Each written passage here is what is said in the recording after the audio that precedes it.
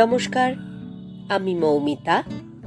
আমার কবিতা পাঠ চ্যানেলে আমার সকল শ্রোতা বন্ধু এবং দর্শক বন্ধুকে আন্তরিক শুভকামনা জানিয়ে আজকের গল্প পাঠ শুরু করছি। আজ আমি আপনাদেরকে পড়ে শোনাব দিব্যেন্দু পালিতের লেখা ছোট গল্প সাদ। শুনতে থাকুন আজকের গল্প সাদ। ৪৫ বছরের জীবনে নানা অভিজ্ঞতার মধ্য দিয়ে যেতে যেতে যেসব অভ্যাস রূপেনের রক্তে ঢুকে গেছে, সকালের খবরের কাগজটি আদ্যপান্ত পড়া তার একটি। অদৃশ্য হকারের নিপুণ হাতে ছুঁড়ে দেওয়া কাগজটা খোলা জানালার দুই শিকের মাঝখান দিয়ে গলে খড়খড়ে শব্দ করে যখন ঘরের মেঝে এসে পড়ে, তখন গোটা শরীরে শিরশিরানি অনুভব করে সে। মনে হয় থেমে থাকা থেকে হঠাৎই সচল হয়ে উঠল। ৪৫ বছর পার করা জীবনে কারোর বা কিছুর জন্য অপেক্ষা করা সাজে না। নিজের অভিজ্ঞতা দিয়েই সে ধরতে পারে ব্যাপারটা। এটাও জানে খবরের কাগজের জন্য প্রতীক্ষা করার কথাটা চেঁচিয়ে বলা যাবে না। শ্যামলীর তাড়া সত্ত্বেও তাই সে প্রথম কাপ চাটা শেষ করতে স্বাভাবিকের চেয়ে বেশি সময় নিচ্ছিল। মাঝে মাঝে অধৈর্য ভঙ্গিতে তাকাচ্ছিল মেয়েটে আলমারির মাথায় রাখা টাইম পিসটার দিকে। সাধারণত 6:30 থেকে 6:45 মধ্যে শব্দটা শুনতে পায় সে, এবং শোনা মাত্রই শরীরের সমস্ত প্রস্তুতি নিয়ে ঝাঁপিয়ে পড়ে কাগজটার উপর। কিন্তু আজ এখন 7টারও ঘর পেরিয়ে গেছে ঘড়ির কাঁটা। পূবের রোদ্দুর খাট পেরিয়ে এগোচ্ছে তার ও শ্যামলীর ফ্রেমে বাঁধানো বিয়ের ছবিটার দিকে। কাগজের দেখা নেই। এখন আরও এক কাপ চা চাওয়ার অর্থ গড়িমসি করা। শ্যামলী ধরেই নেবে কাগজ না আসাটা উপলক্ষ। আসলে রূপেন তার ইচ্ছাটাকে গুরুত্ব দিতে চায় না। অস্বস্তি এবং উত্তেজনায় শূন্য চায়ের কাপটা আবার হাতে তুলে নিল রূপেন। চায়ের পাতার কালো গুঁড়ো মেশানো তলানিটুকুই আপাতত মুখে দিতে হবে তাকে। এই সময় শ্যামলী এসে দাঁড়ালো সামনে। কাণ্ড কি, এখনো বসে আছো? যাবো অত তাড়া কিসের? রূপেন বলল। মাজার পালিয়ে যাচ্ছে না। রূপেনের 45 হলেও শ্যামলীর 40 ছুঁই ছুঁই। ইদানিং শাড়ি ছেড়ে হাউসকোট গোছের কিছু একটা পরে শুতে যায় রাতে। বিছানায় কিংবা অন্ধকারে তারতম্য বোঝা না গেলেও প্রকাশ্য দিবালোকে দৃশ্যটা সহ্য করতে পারে না রূপেন। ছোটবেলায় সার্কাসে একটা হাতির বাচ্চাকে সেমিজ পরে দর্শকদের অভিনন্দন করতে দেখেছিল। কেন কে জানে সেই ছবিটাই দেখতে পায়, এখনো পেল। চোখাচোখি হওয়া মাত্রই দৃষ্টি নামিয়ে নিল সে।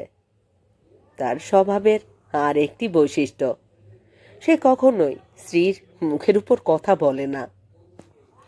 রূপেন বলে না বলেই শ্যামলী বলার সুযোগ পায়। কয়েক মুহূর্ত স্বামীকে লক্ষ্য করে এবং ভালো করে আশপাশটা দেখে নিয়ে বলল, একদিন খবরের কাগজটা দেরিতে পড়লে কি এমন মহাভারত অশুদ্ধ হবে? কি লোক রে বাবা, নাকি আমাকে জব্দ করবার মন্ত্র পেটেছ? রূপেন উঠে দাঁড়ালো। আগেই দেখেছে প্লাস্টিকের ঝুড়ি, মাছের থলি ইত্যাদি গোছগাছ করে রেখেছে শ্যামলী। কাল রাতে শুতে যাবার আগেই ফর্দ লিখে টাইমপিস চাপা দিয়ে রেখেছিল। চোখ বুলানোর সাহস পায়নি রূপেন। মাসে 17 তারিখে বাড়িতে অতিথি ডেকে দ্রব্যচস্য খাওয়ানোর উপলক্ষ তৈরি করলে তার মতো ছাপোষা লোকের ফর্দ দেখার দরকার পড়ে না। রক্তে এরপরে কতটা জল মিশবে তারই হিসেব নিকেশ করতে ব্যস্ত হতে হয়। শ্যামলীর পরিকল্পনা শুনে কাল রাতেই মনে মনে একটা হিসেব করে রেখেছিল সে। এই তোচন্দা কিন্তু মাংস খায় না। ভিজে পাউডারের গন্ধ ছড়িয়ে শ্যামলী বলেছিল, 3 রকমের মাছ হলেই চলবে। আর রুই মাছের মুড়ো পেলে দেখো তো, ওটা দিয়ে রাঁধবো। চতুর্থ মৎস্যটির আবির্ভাবে রূপেনের হিসেব যেখানে পৌঁছয় সেখান থেকে 300 টাকার দূরত্ব বেশি নয়। এর পরেও আছে অন্যান্য খরচ। পাশ ফিরে শোয়া ছাড়া তখন আর কোনো উপায় ছিল না। ঝুড়িয়ার থলি হাতে বাজারে বেরুবার আগে ফর্দটায় চোখ বুলিয়ে নিল রূপেন। মানিব্যাগটা পকেটে ভরেও আবার বের করে নোটগুলো ফের গুনে নিল। ঠিক সেই সময়ই যখন সে শ্যামলীর দিকে তাকাতে চাইছে না, সেই খড়খড়ে শব্দটা আছড়ে পড়ল মেঝে। রূপেন দেখল ছো মেরে কাগজটা তুলে নিচ্ছে শ্যামলী। এটা তার খুশি হওয়ার সময়। ভনিতা না করে হাত বাড়ালো রূপেন। দেখি দেখি। কোনো দেখা দেখি নয় এখন, আগে বাজার নিয়ে এসো। শ্যামলী বলল, চিতলের পেটিটা দয়া করে আনতে ভুলো না কিন্তু। বিরক্তিতে ব্যস্ত হলো রূপেন। ততক্ষণে শ্যামলী নিজেই হুমড়ি খেয়ে পড়েছে কাগজটার উপরে। আগের কণ্ঠস্বরের জের টেনে বলল, কাণ্ড দেখেছ? গৃহবধূর মৃত্যু, স্বামী গ্রেপ্তার, আবার একটা মেয়েকে মেরে ফেললে। শেষের কথাগুলো কানে তুলতে তুলতেই দরজা খুলে রাস্তায় বেরিয়ে এলো রূপেন। আবার আবার কথাটাই সাংঘাতিক। গতকালের কাগজে সে নিজেই এরকম দুটি কেস পেয়েছিল। একটি ক্ষেত্রে স্বামী নিখোঁজ হওয়ার কারণে শাশুড়ি এবং দেওরকে গ্রেপ্তার করে পুলিশ। অন্যটিতে তখনও সন্দেহ থাকায় কি হলো না হলো তা বলা হয়নি। পরশু পেয়েছিল একটি অগ্নিদগ্ধ হওয়ার ঘটনা। খবরের শেষে পুলিশের দেওয়া হিসেব এই নিয়ে কলকাতা শহরে 1 মাসে হত্যা বা আত্মহত্যার শিকার হয়েছে 11 জন। এরা সকলেই বিবাহিতা। এটা কি ঠিক হচ্ছে? পরশু অফিসে দুলাল হালদারের সঙ্গে এই নিয়ে কথা বলতে বলতে রূপেন বলেছিল, এটা অন্যায়, এই লোকগুলোকে ফাঁসিতে লটকানো উচিত। কানে দেশলাইয়ের কাঠি খোঁচাতে খোঁচাতে দুলাল বলেছিল, হ্যাঁ তা ঠিক, তবে আমি যেন কোথায় পড়েছিলাম, হত্যা আর আত্মহত্যা দুটোর পিছনেই একই ধরনের মানসিকতা কাজ করে। দুলাল কিছু বোঝাতে চেয়েছিল, ঠিকঠাক বোঝেনি রূপেন। এখন মাছের বাজারে ঢুকতে ঢুকতে উত্তেজিতভাবে সে ভাবল, সম্ভবত তার ধারণায় ভুল ছিল কোনো। এইভাবে হঠাৎ সিদ্ধান্তে পৌঁছানো উচিত হয়নি। যে কোনো কাজের পিছনেই কারণ থাকে। খবরের কাগজ বা পুলিশের পক্ষে তড়িঘড়ি সবকিছু জেনে ফেলা সম্ভব নয়। এই যে আজ যা ঘটছে তার জীবনেই ঘটছে। আর কোনো স্বামী হলে নিশ্চয় এ নিয়ে একটা এসপার ওসপার করার কথা ভাবত। তার ফলেই উত্তেজনার মাথায়। সম্পর্ক একটা সিরিয়াস ব্যাপার, বিরাট সিরিয়াস ব্যাপার। তার মধ্যে একটা সততা থাকা দরকার। 150 টাকা কেজি চিতলের পেটির একটা অংশ ধারালো বটিতে ফালা ফালা হতে দেখে রূপেন ভাবল, অসম্ভব এক পেশে একটা ধারণার বশবর্তী হয়ে সেদিন দুলালের সঙ্গে কথাবার্তা বলেছিল সে। উচিত হয়নি। এই মুহূর্তে ঘটছে আরও একটা অনুচিত ব্যাপার। দিল্লি থেকে 2 দিনের জন্য কলকাতায় এসে সস্ত্রীক আন্দামানে বেড়াতে যাবে তোচনদা। লোকটা বড় লোক, বড় চাকরি করে, প্লেনে চড়ে ঘুরে বেড়ায় যখন তখন। লতায় পাতায় জড়ানো শ্যামলীর দূর সম্পর্কের দাদা, এতটাই দূরের যে তুতো দিয়েও ধরা যায় না।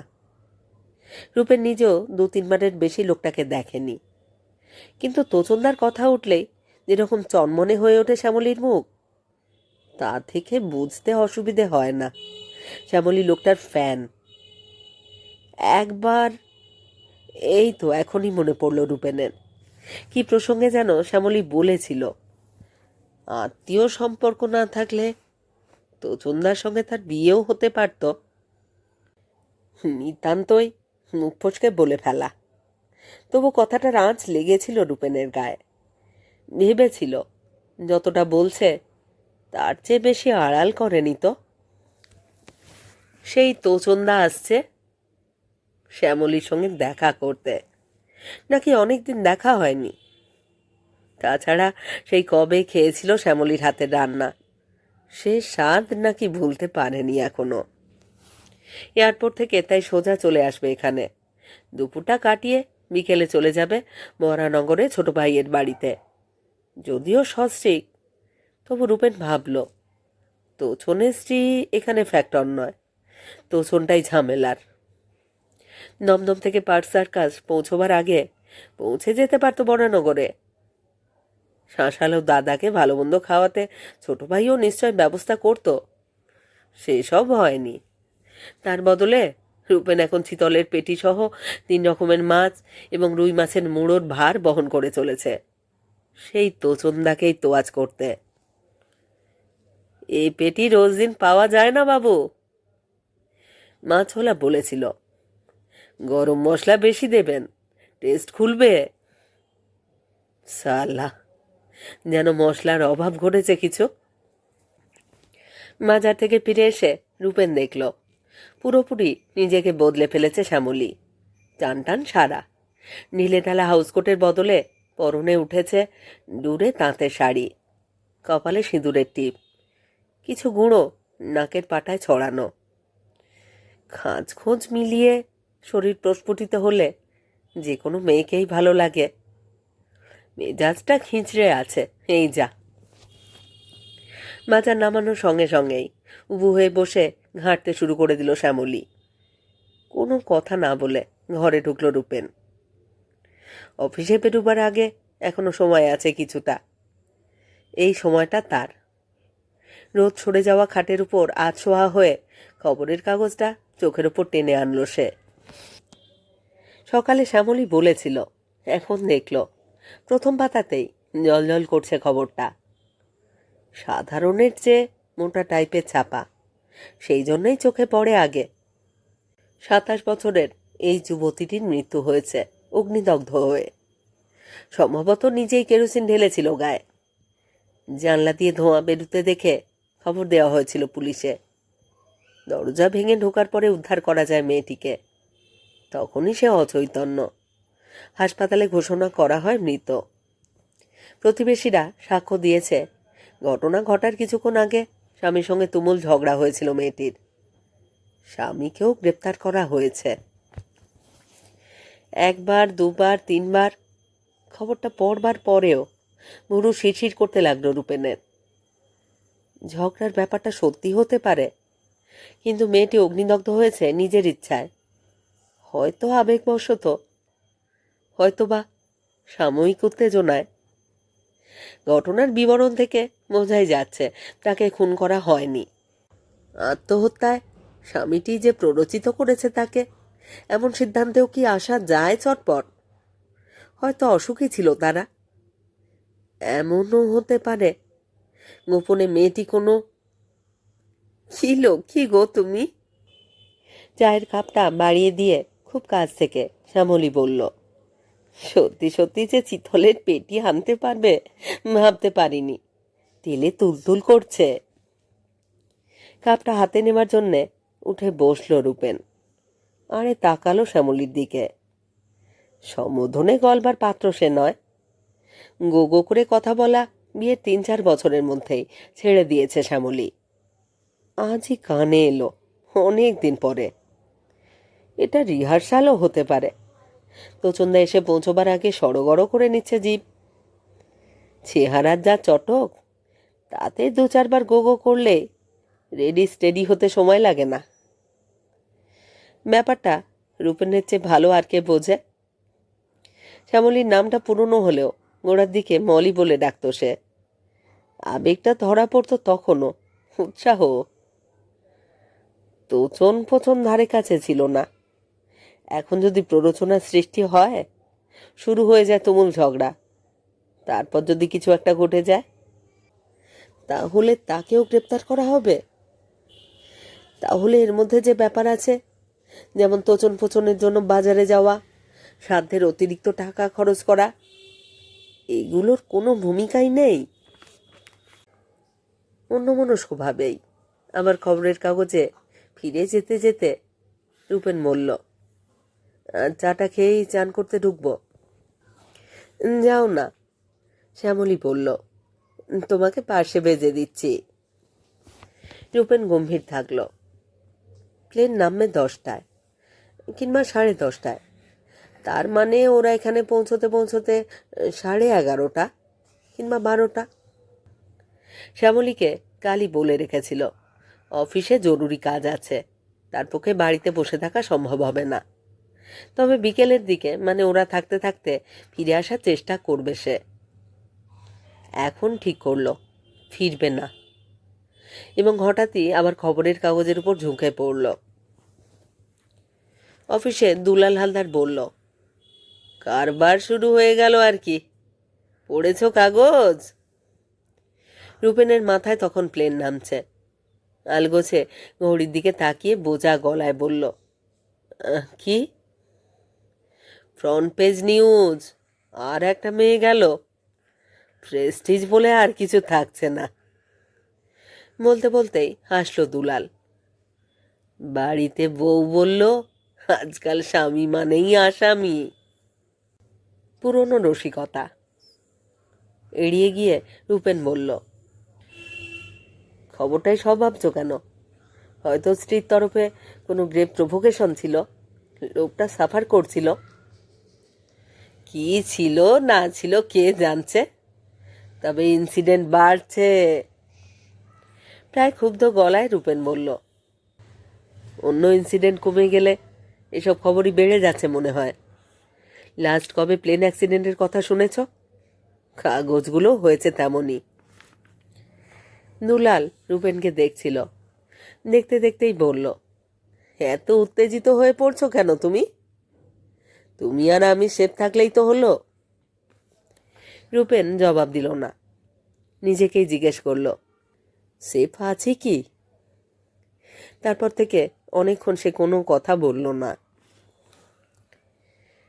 সেদিন বেশ রাত করেই বাড়ি ফিরে রূপেন দেখল শ্যামলীর মুখ থমথমে। কারণ কি বুঝল না।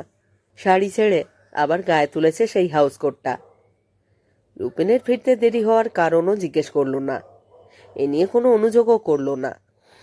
এটা তো শ্যামলীর স্বভাব বিরুদ্ধ। তোচনের সঙ্গেই হলো নাকি কিছু? কিছু বলবে না ভেবেও কৌতূহল চাপতে পারল না রূপেন। ইতস্তত করে জিজ্ঞেস করেই ফেলল, আসেনি? আসবে না কেন? কিছু বিরক্তি, কিছু বা অনিচ্ছা মেশানো গলা। সরে যেতে যেতে শ্যামলী বলল, তাড়াতাড়ি করো, খাবার দিচ্ছি, আমি শুতে যাব।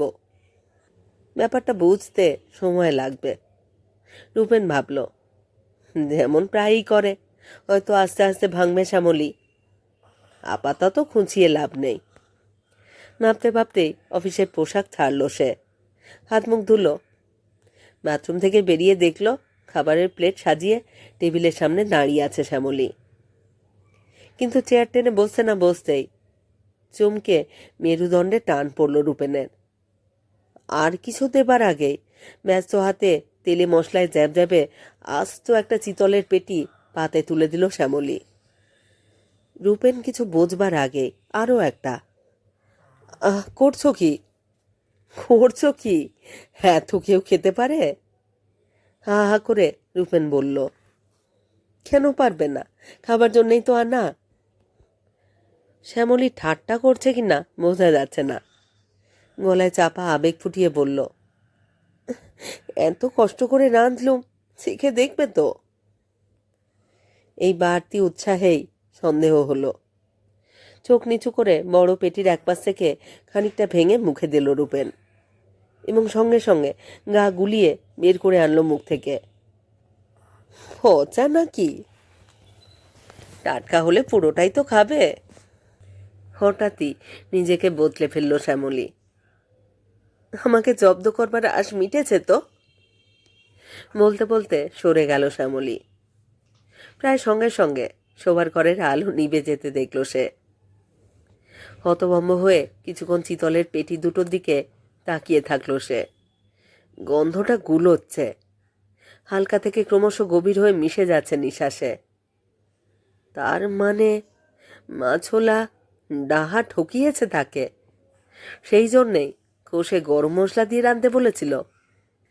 কিন্তু শ্যামলীকে কি করে বোঝাবে 150 টাকা কেজি দরে এই মাছের জন্যই গুনে গুনে টাকা দিয়েছে সে। প্রায় তখনই না করে একটা চিন্তা মাথায় এসে গেল রূপেনের। সত্যি সত্যি এত কি ভাববার আছে ঘটনাটার মধ্যে? ঠকে গিয়ে মস্ত একটা লাভও তো হলো তার। তো চন্দা নিশ্চয়ই টের পেয়ে গেছে শ্যামলীর হাতের রান্নার স্বাদ কেমন। এমন মধুর স্বাদের মাছ জোগানোর জন্য মাছওয়ালার কাছে তার কৃতজ্ঞই বোধ করা উচিত। কে জানতো শ্যামলীর যেমন তো চন্দা, তেমনি তারও জন্যে আড়ালে বঁটি সানিয়ে আছে আরও কেউ।